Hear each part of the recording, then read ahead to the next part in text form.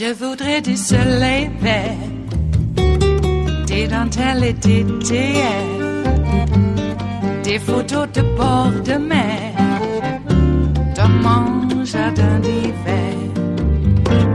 Je voudrais de la lumière, comme en Nouvelle-Angleterre. Je veux changer d'atmosphère, dans mon jardin d'hiver. Robe à fleurs, sous la pluie de novembre, tes mains qui courent, je n'en peux plus de t'attendre. Les années passent, qu'il est loin, là je tombe. Nul ne peut nous entendre. Je voudrais du Fred Astaire, revoir un latte. Movie director and producer Judd Apatow has had enough of the way that Fox News defends the White House's separation of families at the border. He's calling on those who work for Fox to speak out against the news division's coverage. Listen to this. This is one of those moments that tells you everything about our ruling class. They care far more about foreigners than about their own people. No one likes the idea of separating any child from any parent, but this issue has been in the hands of Congress. And right now, the whole issue can be fixed. Every law can be changed. And if they did their job, it would happen. So since more illegal immigrants are rushing the border, more kids are being separated from their parents and temporarily housed in what are essentially summer camps. So in a series of scathing tweets slamming Fox News, here's what Apatow writes in part. If every Fox star and showrunner said this policy was evil and protested to the Murdoch family, it would make a huge difference in this national debate. Our senior media correspondent, host of Reliable Sources, Brian Selter, is here with more. This is significant, but will it move the needle, or is this just seen as another Hollywood elite? Yeah, the Republican data in CNN's recent poll showing Republican support for this policy and loud opposition from the rest of the country, I think is in some of the comments we're seeing from liberal celebrities, from business CEOs, etc. You know, this is a case where the divisions are really, really vivid and really, really stark. I think the Fox soundbites are really important because that's what President Trump is hearing. You know, when he's up at night watching Tucker Carlson or Laura Ingraham, he's hearing a full-throated defense of what he is doing and what his government is doing. So even as the television networks are filled with these disturbing images and journalists are speaking up for basic human values and family values, the president's receiving support from Fox. It's so interesting to see some of these Hollywood celebrities who actually work for Fox who are speaking out against Fox News. There's a division within the House of Murdoch between West Coast and East Coast. But then they're still making money off this. For sure. And Seth MacFarlane brought that up. He's exactly. One of those Fox stars. We can put on screen a tweet that he posted as a result of something I was sharing from Tucker Carlson. So Tucker Carlson went on TV and said, don't believe anything you hear on other networks. Seth MacFarlane fired back here saying he's embarrassed to work for the same company that also has Fox News. And we're hearing that from others as well. Overnight, Steve Levitan, the creator of Modern Family. Now, that's an ABC show, but it's produced by Fox. Right. He came out and said, I agree with Seth MacFarlane. I've had enough. What Fox is doing is wrong. But will they see this do division anything? Inside the company. I mean, it's one thing, Brian, to say something. It's another thing to not work for them and not get paid by them, right? And yes, you're right about that. I'm not sure what they could do in the short term, given that their shows are under contract. And or say if this company, doesn't change, I'm not going to sign another contract, or I'm going to take my, take the show elsewhere. I mean, that would be a drastic step. But we're hearing all sorts of folks propose all sorts of drastic steps as a result of this policy. We're hearing about protests being organized, and we're seeing corporate America speak out as well. Tim Cook, the Apple CEO, weighing in just now, saying this is an inhumane policy. It seems like this is one of those cases where folks either want to feel they're on the right side of history. And we're hearing a lot of people take positions for that reason, whether you're a Hollywood elite, whether you're a business elite. At the same time, though, President Trump is backed up by this pro-Trump media. He has this shelter from the storm that is telling him he's doing the right thing. And we know the president consumes a lot of media. And he doesn't just consume Fox News. But he watches us every day, and he sees all of this.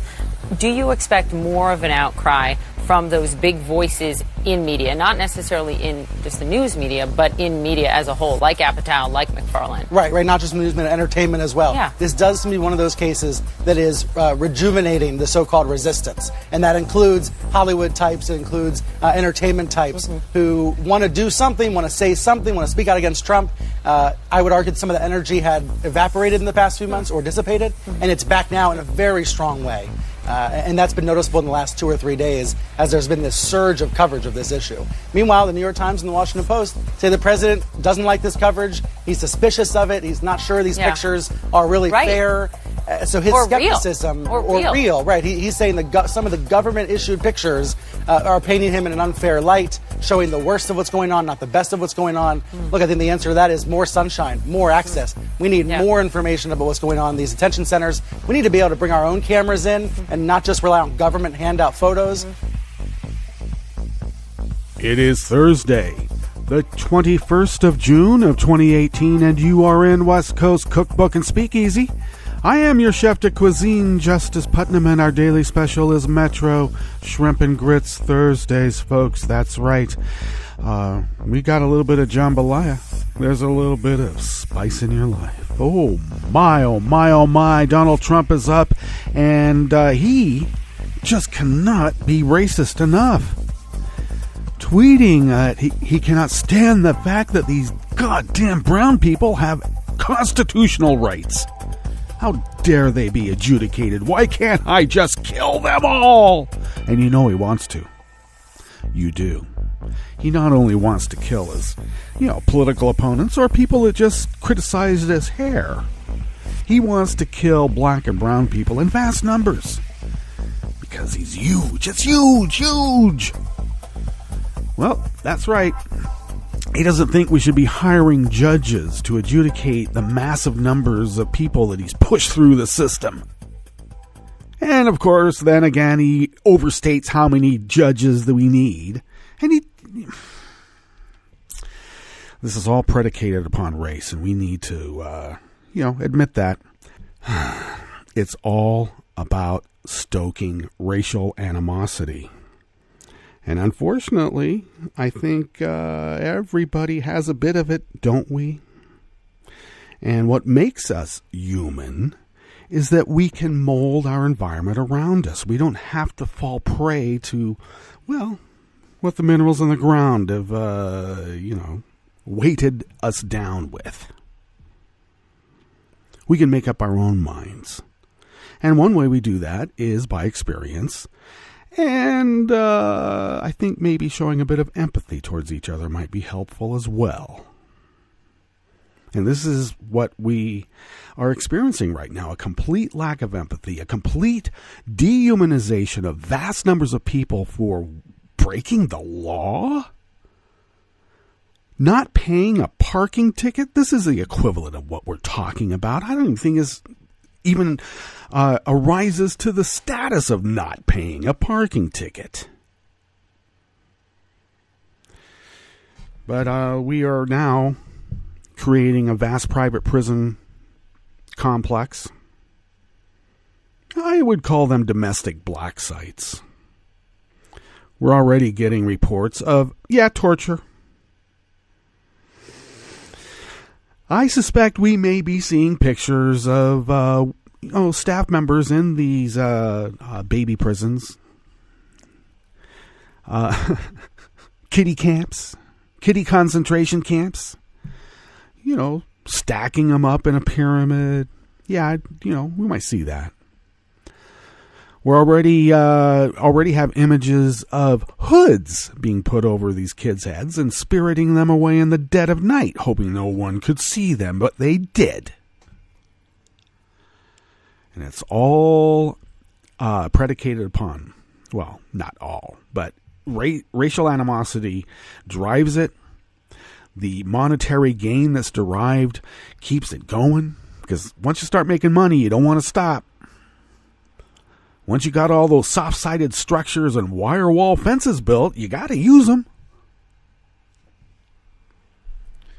And look how many people are unemployed. Pretty soon we're going to be finding out that we cannot close that private prison black site that's torturing immigrant babies because people might lose jobs. Well, I know it's very early in the morning in some parts of the world, but fuck Trump. And as far as I'm concerned, since I've had to deal with a few of, his sycophants, the Cult 45 people, fuck them too. I'm over it. Oh, we're supposed to be nice. We're not supposed to lower ourselves to their level. Bullshit. I don't care anymore. They are heathen, evil. I don't know. On one hand, you might be able to say that they've infested our country and our culture and trying to take it over, aren't they? Where's the good American neighborliness here? Well, actually, I'll give you some positive aspects of this. It exists because of the outrage that we're seeing right now. $15 million, almost $20 million raised from that Bay Area couple who wanted only about $1,500 to make sure that every single one of these kids and their family has a lawyer. They're making 18-month-olds go stand in front of a judge, and the judge is saying, oh, yeah, he's competent. She's competent. Look, suck your thumb twice if you mean yes. Suck your thumb 3 times if you mean no. Oh, you must mean no. Okay. Put him over there in chains. I'm serious. And if there's not a Nuremberg trial in Nuremberg, Pennsylvania, because I think it just has a nice ring to it, then I think there is something sorely wrong with our soul and our humanity. A reckoning has to be made. We need to know what the hell happened here. And those who perpetrated it, and I'm looking at you, Stephen Miller, the architects. That has a nice Teutonic ring to it now, doesn't it? Hey, what are we going to talk about for the rest of the morning here? Well, I'll tell you, because on West Coast Cookbook and Speakeasy Metro Shrimp and Grits Thursdays, we like to spice it up just a tad, but we'll see. I don't know, maybe I'm just going to have a theme here of outrage. Why don't we have that? Starting off in the Bistro Cafe, of course, that was Brian Stelter and friends talking about Apatow saying, hey, I'm at Fox Entertainment and used to be, and I'm not anymore, and everybody at Fox Entertainment better start thinking about boycotting Fox. No more programs for them on the entertainment side, because the Fox News side are a bunch of fascist propagandists. And they are.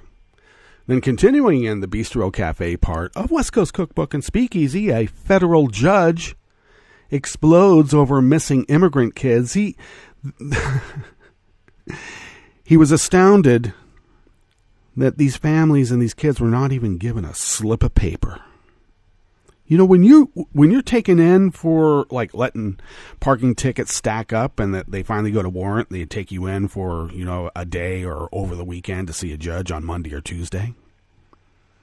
You know, when you give them your belt and you give them your shoes and your wallet and your cell phone and all that other stuff, you get a slip of paper. Itemizes and accounts for all of that. That judge was mad. Immigrant children are forcibly drugged with powerful psychotropics at a Texas treatment center. I told you the torture. And I don't know, isn't it like most all daycare centers? I mean, you really can't deal with that many kids with that much energy, so you got to give them some melatonin, you know, knock them out. Doesn't everybody? And in this case, I don't know, give them the Ritalin and the Meloril and see what happens. Maybe it'll knock them out. And it does. And the National Park Service approved the application for a white civil rights rally 1 year after Charlottesville, because it's the anniversary, in D.C. at a park just outside the White House. Hail Herr Führer. After the break, we move to the chef's table, where Trump threw Starburst candies at German Chancellor Merkel during the G7 summit because he is a effing frat boy. prep school bowl. Oh, boy, I'm telling you. He never played football. I'm serious. That guy, yeah, somebody would have taken a knee out on him. Trust me. We know how it works. And a new report highlights just how frequently Oleg Deripaska's man in Washington, a lobbyist who's dealing with a sanctioned Russian oligarch, Deripaska. How is that possible? Well, that guy visited Julian Assange, and, now we know how often. We just don't know why. I have my suspicions, don't you? All that and more on West Coast Cookbook and Speakeasy. Bon appetit.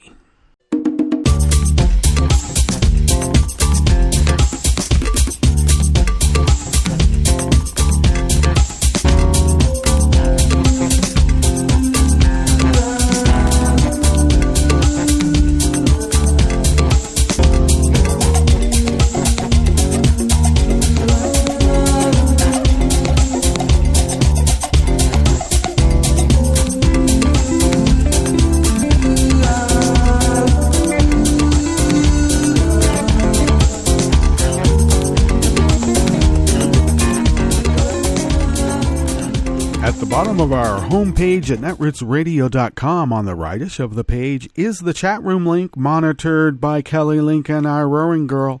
So check in there. To the leftish of the chat room link at the bottom of our homepage at netrootsradio.com are the contribute donate buttons, and we are unable to do this without you. So thank you for your generosity from the depths of our hearts, and that is sincere and no joking about that. Thank you, thank you, thank you. You can follow Netroots Radio on Twitter at Netroots Radio. Tom takes care of that platform. Thank you, Tom. You can also check in over at Facebook. Ostensibly, I take care of that, but I let Facebook take care of itself because they're going to anyway. You know they will. They'll tell you what to think if they get a chance. Okay. And so check in there if you'd like. There's things that post up there. Oh, you can follow me on Twitter at Justice Putnam, and I do post the show notes and links in my Daily Co's diary about 10 minutes before showtime, and you can check me out there on Daily Co's as Justice Putnam, all one word. So, okay. Oh, one other thing. You can also not only follow West Coast Cookbook and Speakeasy, and I apologize, I have not checked out that platform for a bit because I'm down a computer, so I have to manually get back and forth, and so sometimes I have to stay where I'm at because usually Twitter's in the background for news feeds and things. But regardless, you can check out West Coast Cookbook and Speakeasy on Twitter at Cookbook West. Yeah. And, of course, podcasts of West Coast Cookbook and Speakeasy can be found by way of Stitcher, Spreaker, TuneIn, iTunes, etc., etc., etc. Indeed. Okay. Well, we better get on with the stories here in the Bistro Cafe part of West Coast Cookbook and Speakeasy. All right. Federal judge explodes. Nah, he didn't blow up. He got angry, okay? And it is a he, all right? That's what they say. Okay, this is by Travis Geddes out of Raw Story. A public defender who handles immigration cases said the government has no answers for parents separated from their children at the border and no apparent intention of ever reuniting those shattered families. You know what another word for separating families and losing everybody and basically kidnapping the kids? You know what kidnapping the kids is called? Yeah, it is called a form of genocide. Look it up. We did this to the Native Americans. In one small way. Isn't it true? But no, that is a technical definition of genocide. And is it any surprise that this is right out of the Stephen Miller and Stephen Bannon playbook? Is it any surprise? Eric Henshaw, an assistant federal public defender in El Paso, Texas, published a column in the Washington Post describing the nightmarish process parents must go through to find their children. Is there a process? I wasn't aware that there was actually one. Well, they made one up because they didn't have one at all. It's basically go to window number 6. And when you get to the window number 6, after you've waited there all day, I'm sorry, we have to go to dinner now. We'll be back tomorrow. And they open up window number 6 tomorrow, and they go, oh, well, you have to go to window number Z.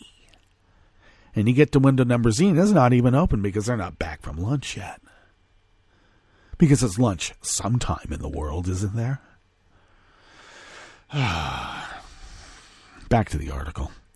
The client meetings have been crushing, Henshaw wrote. One man sobs, asking how his small child could defend himself in a detention facility. I'm not kidding. These kids are meant to defend, some as young as 3 or 4. Oh, yeah, he's old enough to understand what's going on. Do you know where you are? I'm here. Okay, good. You're guilty. Lock him up. This is what is going on. How evil are we? One man cries so uncontrollably he is unable to speak. Question after question piles up from one client to the next.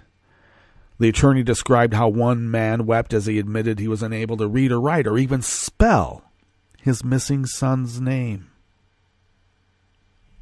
Now that's losing your kid with no hope of ever getting them back. How can you do that now, huh? This is insane. This administration appears to have no infrastructure, policy, or plan in place to deal with the destruction of families seeking refuge or a new life in our country, Henshaw wrote. Now let's remember, they're not breaking the law. They came here seeking asylum, but in Trump and his neo-Nazi aides' minds, this is all some sort of ploy. It's all fakery because they live in a world of subterfuge and grift, and they think everybody lives the same way. There's no sincerity in the world. It's all get what I want, and if somebody else wants it, then they got to get out of the way, and if they don't, I'm going to make them. People coming asking for help. What do you want? What do you want from me? Haven't I given enough? This is the attitude that they're bringing to the table. Racist, white supremacist mofos. This is what's driving this. They don't care. These aren't people to them.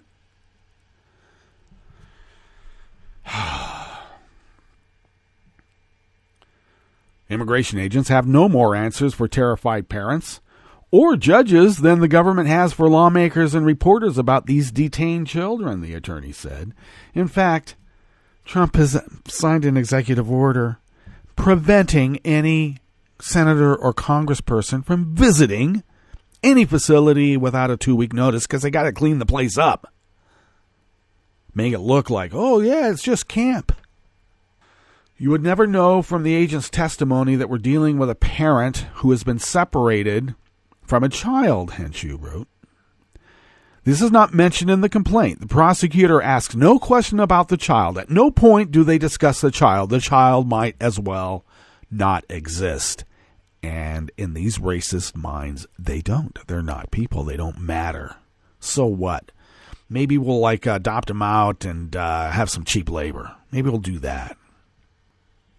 One agent told Henshaw during a cross-examination she was the lead investigator in her client's case, but admitted she hadn't known the man was arrested with his 4-year-old daughter and added she had no information in her report about the missing child.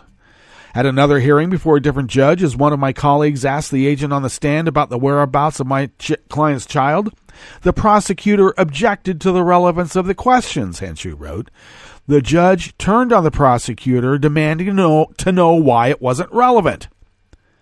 The judge eventually had enough of the agent's evasions and the prosecutor's disinterest in reuniting the parent and child. At one point, the judge slammed his hand on the desk, sending a pen flying.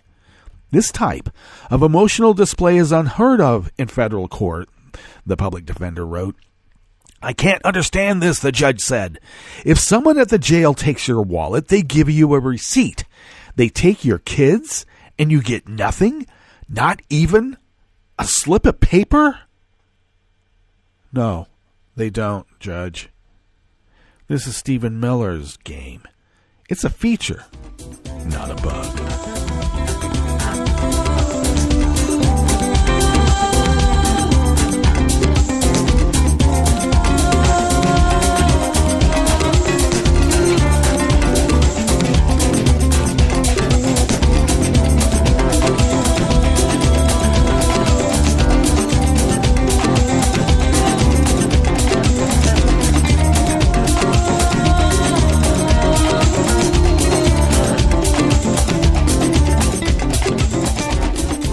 Well, I can tell we're going to be a bit late for our break. It's really hard to suppress the outrage from what's going on. But, well, we won't be too much later on the break. But so it goes. This next article is also out of Raw Story by Noor Al-Sabai. There's a lawsuit that has revealed that immigrant kids have been forcibly drugged with powerful psychotropics at what is known as a Texas treatment center. What's that? Immigrant children detained at a government-funded facility in Texas described being forcibly drugged with psychotropic medicines that made them feel dizzy and unable to walk. Reveal reported Wednesday that minors held at the Shiloh Treatment Center in Manville, Texas, described in its Google Plus listing as a baby gulag, were physically abused and given shots of powerful psychiatric medications that rendered them unable to walk, afraid of people, and wanting to sleep constantly. Now, there are already these treatment centers that deal with all sorts of kids who are in need of mental help. I'm not a big fan of Brave New World druggings. I'm really not. I always tell people I would never take drugs for medicinal reasons. Never. Recreational, maybe that's a different story, but, it depends on what you mean by drug. Also, Well, regardless, the idea of using these drugs has such a teutonic ring to it. What the hell are we doing? In the affidavits, children and parents said workers at the facility told them they would not be allowed to leave or see their parents if they didn't take the medicine, which was administered via shots. The children were allegedly told the shots were vitamins. The supervisor told me I was going to get a medication injection to calm me down, one girl said. 2 staff grabbed me and the doctor gave me the injection despite my objection and left me there on the bed. According to one mother, her child fell repeatedly, hitting her head, and ended up in a wheelchair. Another described trying to open a window and being hurled against the door by a Shiloh supervisor, who then choked her until she fainted, put her in a sleep hold. Oh, yeah, well, all of this is like professional wrestling. You have your hero and you have your villain, and each of them, you go at it, and the hero gets to beat the crap out of the villain. Every time. One child was prescribed 10 different shots and pills, including the antipsychotic drugs Latuda, Gidan, I never heard of this one. Maybe you haven't, I apologize. Giadon, and I know this one, olanzapine. The Parkinson's medication benzotropin. The seizure medications clonazepam and Divalproax. The nerve pain medication and antidepressant duloxetine. And the cognition enhancer guanfacine. Jeez. Hundreds of pages of medical records are filed in the U.S. District Court in California in April. They are filed as part of an ongoing class action lawsuit against the government that alleges mistreatment of immigrant children in U.S. custody. Forensic psychiatrist Mark J. Mills assessed the records at the journal's request and found that Shiloh orderlies were given an unusually wide berth with dosage recommendations for the children in their care. Shiloh received $19 million in federal funding after repeated allegations of abuse at the facility. In 2014, in 2014, noted Representative Sheila Jackson Lee, Democrat of Texas, called for it to be shut down after a Houston Chronicle investigation revealed allegations of physical violence, unreasonable and excessive use of physical restraints, administering emergency medications without notice to government authorities, and several deaths of minor children while in custody, which proves once again they're perfect for Trump's administration.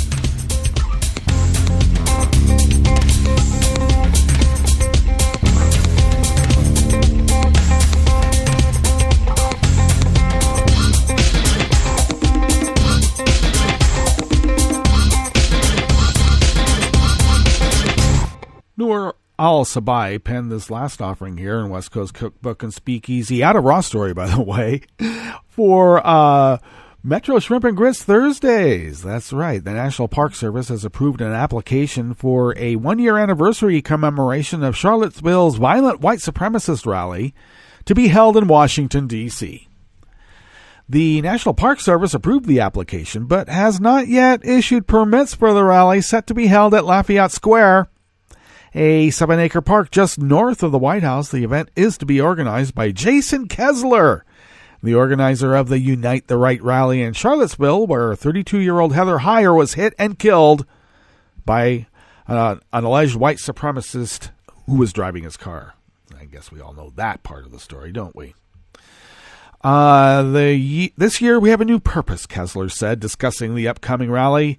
That's to talk about civil rights abuse that happened at Charlottesville, Virginia last year, because I guess they might have been obstructed trying to burn down a synagogue and a mosque because they have a constitutional right to express their First Amendment rights of expression and burning down, synagogues and mosques, I would think. Kessler claimed that it wasn't his fault that stuff happened and said that in the months since, the rally ostensibly intended to defend a statue of Confederate General Robert E. Lee. White civil rights have taken a hit. Oh, yes, they have, haven't we? We're not able to peacefully assemble. We're not able to speak. I keep telling people, if your right to rally and your right to protest means that someone else's life might be in danger, then it is no longer free speech, but it is hate speech. Do you just love how they co-opt, what is really common sense stuff?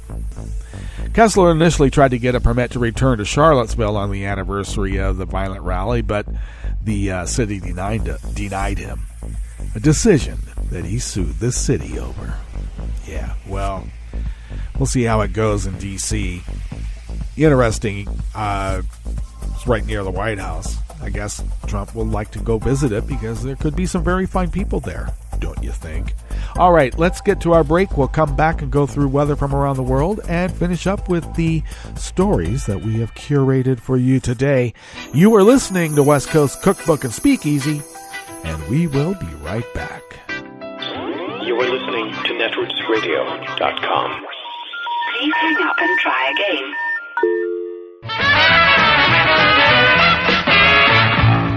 From a point at sea to the circles of your mind, a new force is at work for planetary transformation. New radio for a new Earth.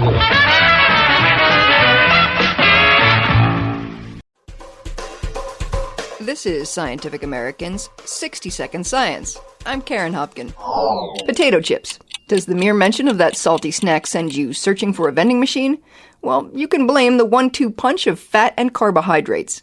Because a new study finds that foods high in both carbs and fats tickle the brain's reward circuits, more so than snacks that showcase just one or the other. The findings are served up in the journal Cell Metabolism. The energetic properties of foods play an important role in determining their value. Dana Small, professor of psychiatry at Yale University School of Medicine. The big players, calorically speaking, are fats and sugars. And the reason we desire them is because they activate our neural reward system, flooding those brain regions with the neurotransmitter dopamine. But studies show that fats and sugars trigger those rewarding bursts of dopamine in different ways. This really got us thinking. Modern processed foods like French fries, donuts, hamburgers, and even yogurts contain high levels of fat and carbohydrate. In contrast, foods high in fat and carbohydrate are very rare, if they ever existed at all, in the natural food environment. So we wondered, if fat and carbohydrate both release dopamine, might it be the case that their simultaneous consumption produces a superadditive response, resulting in foods that are more reinforcing calorie for calorie? To find out, the researchers set up a sort of snack attack auction. Participants were given some spending money, and then shown pictures of familiar foods and invited to bid. The edible items fell into 3 categories: those high in fats but low in carbs, like cheeses, those packed with carbs but lacking fats, like pretzels, and those that were full of both, like cookies. The results? We found that participants bid more money for foods that contained fat and carbohydrates than either macronutrient group alone.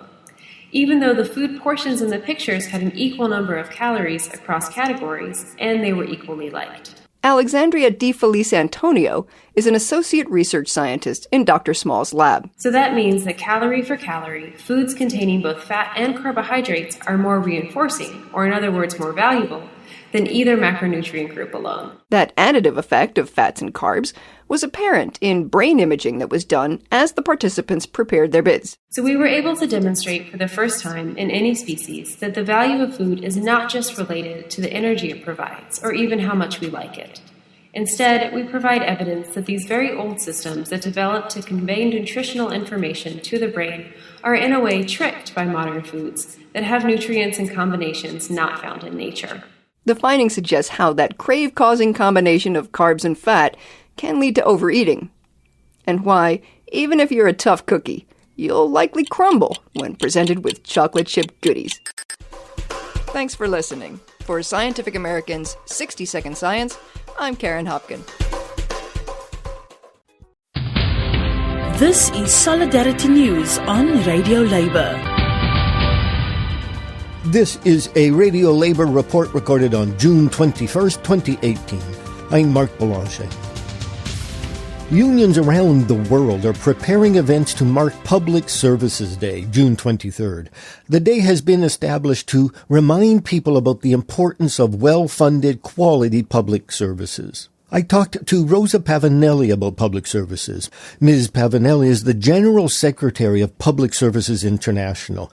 The PSI represents more than 20 million workers in 700 unions around the world. Because she moved from her native Italy to France to take on her position as General Secretary, she recently had to use a private hospital instead of a public hospital. Here's what happened. I just want to give you an example. I live in France. I recently had to undergo a surgery. I was hospitalized in a private hospital, but then I had to run away from that hospital because they were not able to treat me, and I had to go to a public hospital to have the proper therapy and operations that I needed. So it means that when public services are well funded, you continue to trust the public system and the public sector. Of course, there's a tendency around the world that is not changing, despite the fact that there's now more and more evidence that privatization is disrupting the public system and reducing the quality of public services. That is the ongoing privatization. And when we are facing cuts in public funding, cuts in public spending, there we can say that there's a worsening of the quality in the public sector and in general a worsening of the living condition of people. Cutting in public service is responsible of large part of the growing inequality, and the access to public services is a relevant part of the disposable income for many people around the world, mainly in developing countries. At the recent conference of the International Labour Organization, the ILO, you told the delegates that, I quote, "the global system is broken." How is it broken, and what can be done about it? Yeah, I think that the major issue continues to be the fact that we are facing growing inequality. The neoliberal policies that globalization is pushing, despite the evidence of the failure since 2008 of this system, has not changed the approach of the international financial institution and I would say the global governance around the world. This means that the system that we knew from the Bretton Woods institutions to the more recent governance imposed by the G20 and the OECD is not working. It's not working because it continues to perpetuate a system that is, I would say, a new form of colonialism around the world that is mainly imposed not by government but by multinational corporations. And this is concentrating the wealth in fewer and fewer hands, while spreading poverty and inequality. Poverty is growing all over the world. As poverty is growing, we assist also to the growth of populism, racism, I would say fascism around the world.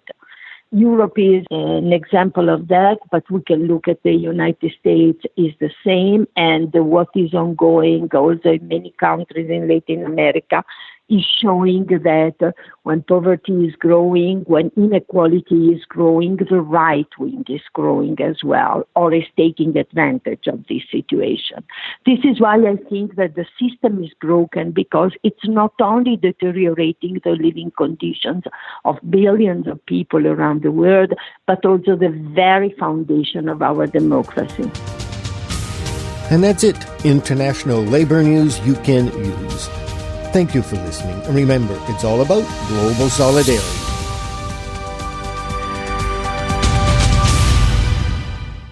From United Nations headquarters in New York, I'm Luke Vargas with your World in 2 Minutes. The U.S. executed a withdrawal from the United Nations Human Rights Council on Tuesday, following through on a threat made early on in the Trump presidency. UN Ambassador Nikki Haley argued the council doesn't live up to its name and is plagued by the continued membership of notorious rights-abusing countries like the Democratic Republic of the Congo or Venezuela. And after months of lobbying for council reform, Haley said the U.S. only threw in the towel after seeing little progress. The Human Rights Council needs major, dramatic, systemic changes. Yet no other country has had the courage to join our fight. And the global humanitarian group Mercy Corps is joining a chorus of condemnation directed at a Trump administration policy separating migrant children from their parents at the U.S.-Mexico border. That's an unusual move for the charity, which usually refrains from weighing in on domestic U.S. policy. Dr. Daphne Rand is Mercy Corps Vice President for Policy and Research. This particular issue really speaks to who we are as an organization. We are working every day with vulnerable families, with children around the globe. We're helping them as they flee violence and conflict. So when we're seeing these kind of issues on our borders, it really hits home for us. You know things are bad when aid groups used to encountering traumatized children fleeing war zones in Iraq or Syria start to recognize similar terror among children within America's borders. But Mercy Corps says it's not calling for the U.S. to stop enforcing immigration law, just to end the zero-tolerance policies that led to a spike in family separations last month. We work around the world, and we are sort of equally vocal when we see these kind of issues wherever they occur. You know, this is not an attack on the current administration. This is simply Mercy Corps reflecting and articulating its concern from our many, many decades of experience working with children. Luke Vargas, the United Nations.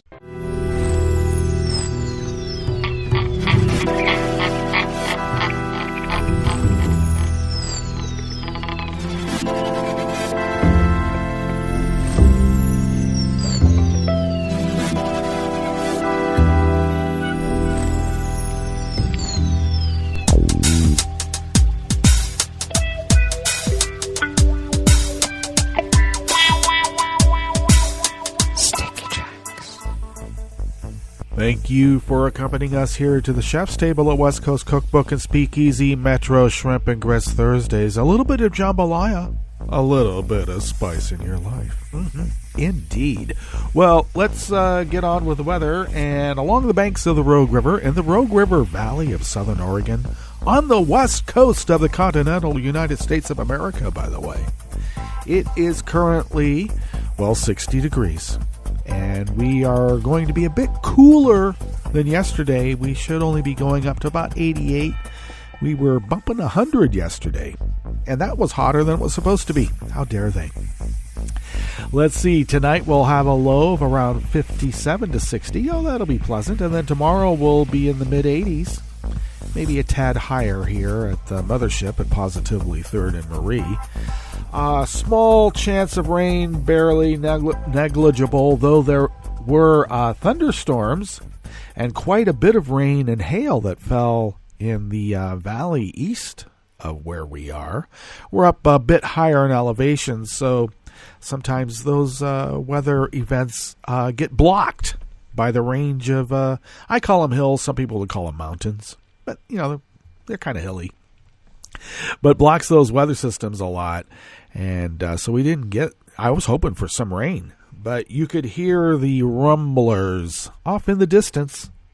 And it was quite lovely, actually. It's a neat night, as I used to say when I was a kid. Grass pollen remains very high. I have no data on air quality, and the UV daytime index remains very high at 9, which is, of course, is take care. Pressure is holding steady at 30 inches. Visibility is up to 10 miles. And relative humidity is at 78%, which is a little dry. Though it got more humid yesterday and towards the evening when those thunderstorms were rolling through to the just the east of me. So that was quite interesting. Let's see what else. I guess that's it for here along the Rogue River. So let's get along with weather from around the world. Brought to you by people's personal weather stations that they purchased. These people planted these purchased personal weather stations somewhere on their property, and these people positively live around the world. Okay, London is 67 and sunny. Paris is 70 and sunny. Oh, God, I love it this time of year. Once it gets towards August, oh, wow, that's why everybody gets out of town. For the whole month, they do. Rome is 85 and fair right now, though there is a weather warning for thunderstorms that could knock out critical infrastructure like electricity. Kiev is 88 and fair. Kabul is 78 and mostly cloudy. Oh, perfect weather party weather. Really, it is. You'll see. Hong Kong is 80 and partly cloudy. Tokyo is 70 degrees and partly cloudy. Sydney, Australia is 51 and fair. San Francisco, California is 51 and mostly cloudy. And New York is 72 degrees Fahrenheit and mostly cloudy, which I like to say is, it's a bit sunny. Okay? And that is weather from around the world. Brought to you by people's personal weather stations that they purchased. And these people planted these purchased personal weather stations somewhere on their property. And these people live around the world.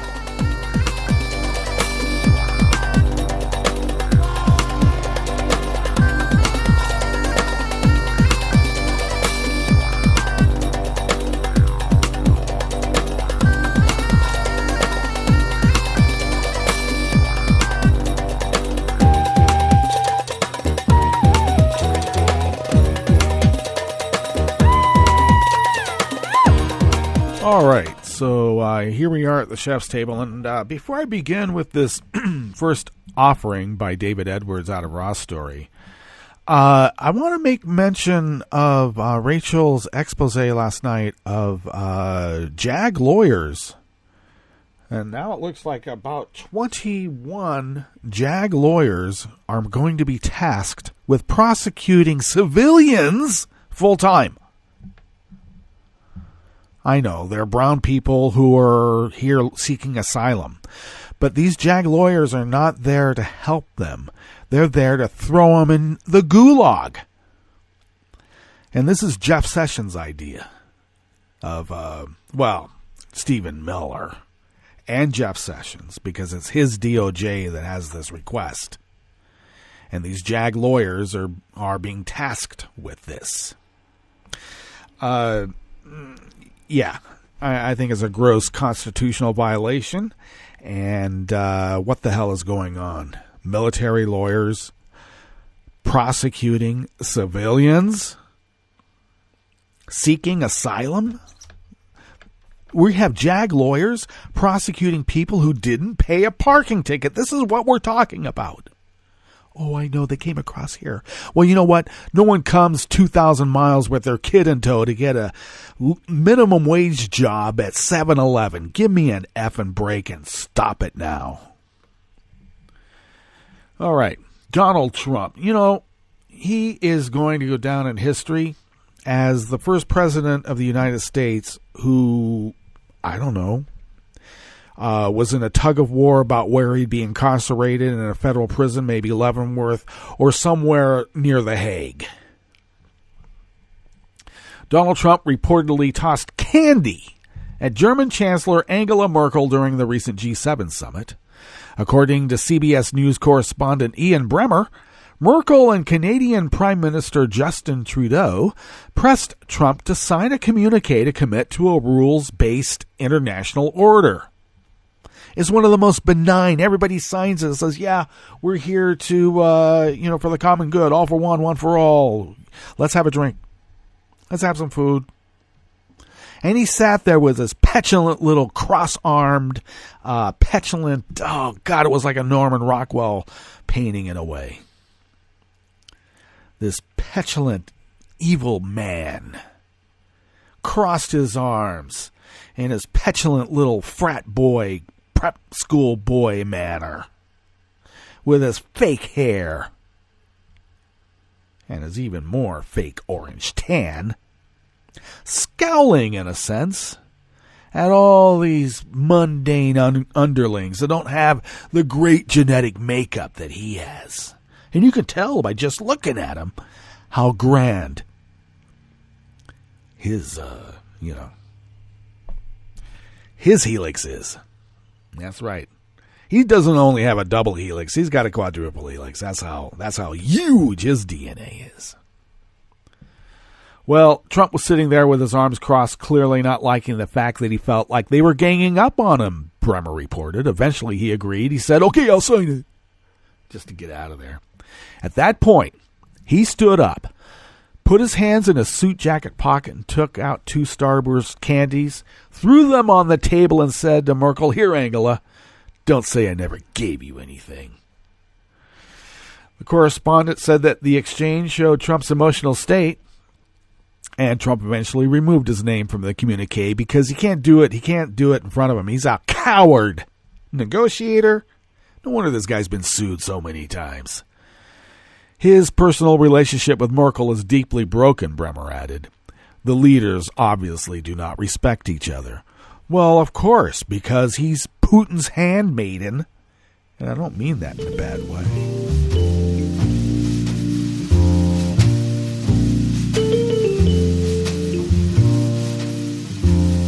Danser maintenant sous l'été, les pieds nus dans le sable.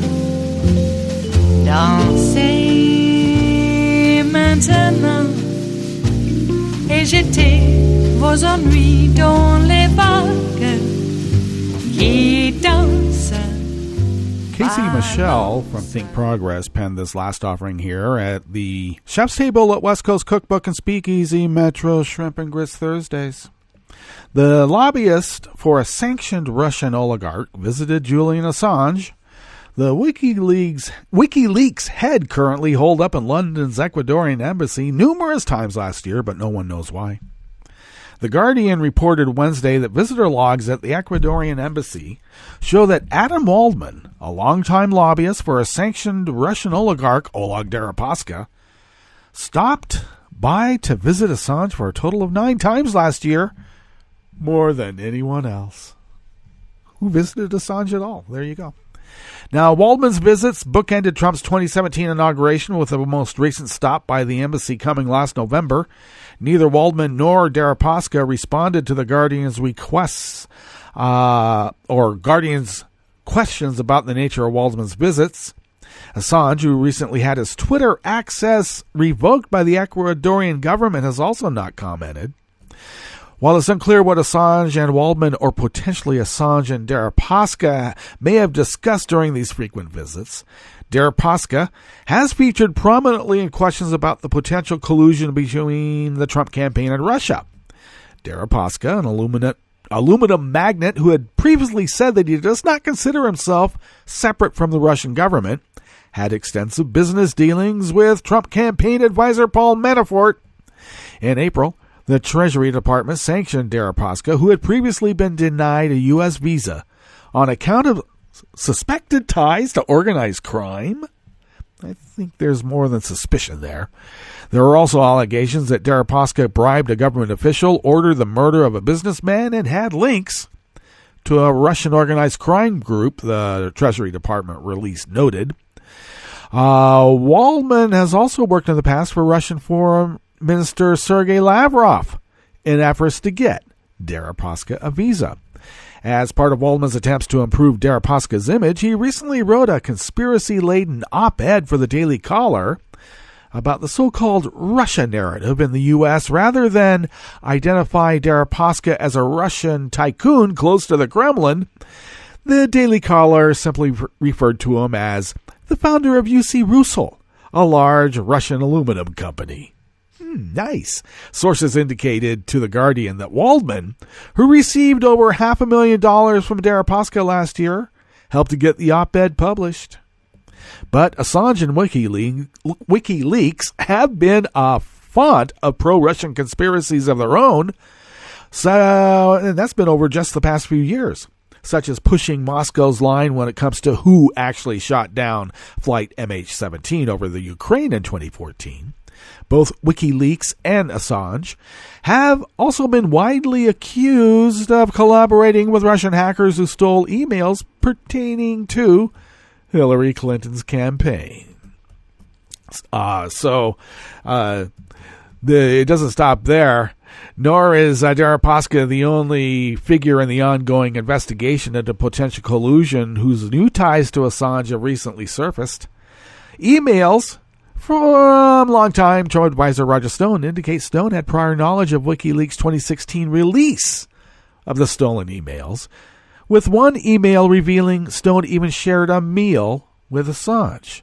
Now, of course, Stone, who refused to divulge any information about his contacts with WikiLeaks during testimony before the House Intel Committee last fall, has repeatedly lied about the contents of both emails and tweets he sent, but as he noted in one email when discussing Clinton's lead in an August 2016 poll, enjoy it while you can.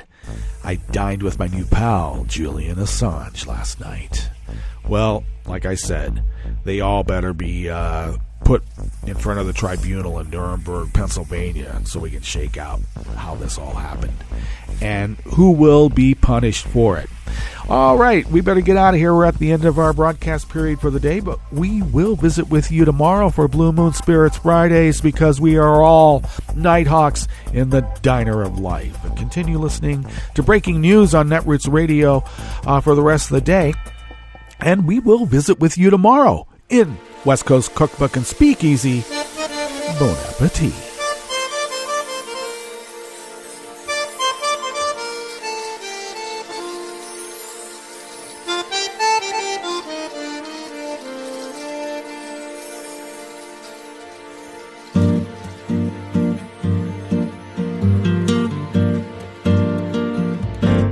Je voudrais du soleil vert, des dentelles et des théières, des photos de bord de mer, dans mon jardin d'hiver. Je voudrais de la lumière, comme en Nouvelle-Angleterre. Je veux changer d'atmosphère, dans mon jardin d'hiver. Ma robe à fleurs sous sous la pluie de novembre, tes mains qui courent, je n'en peux plus de t'attendre. Les années passent, il est loin, là je tombe. Nul ne peut nous entendre. Je voudrais du Fred Astaire, revoir un latte Goël. Je voudrais toujours te plaire dans mon jardin d'hiver. Je veux déjeuner par terre comme au long de golfe clair, t'embrasser les yeux ouverts dans mon jardin d'hiver.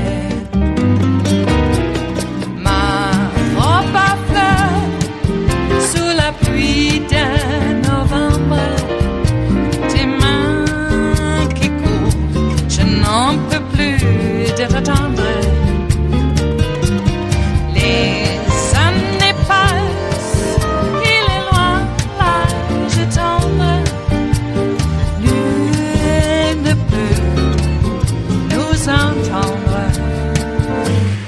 Ba-da-da-dum-di-da-dum. Ba-da-da-dum-di-da-dum. Ba-da-da-dum-di-da-dum.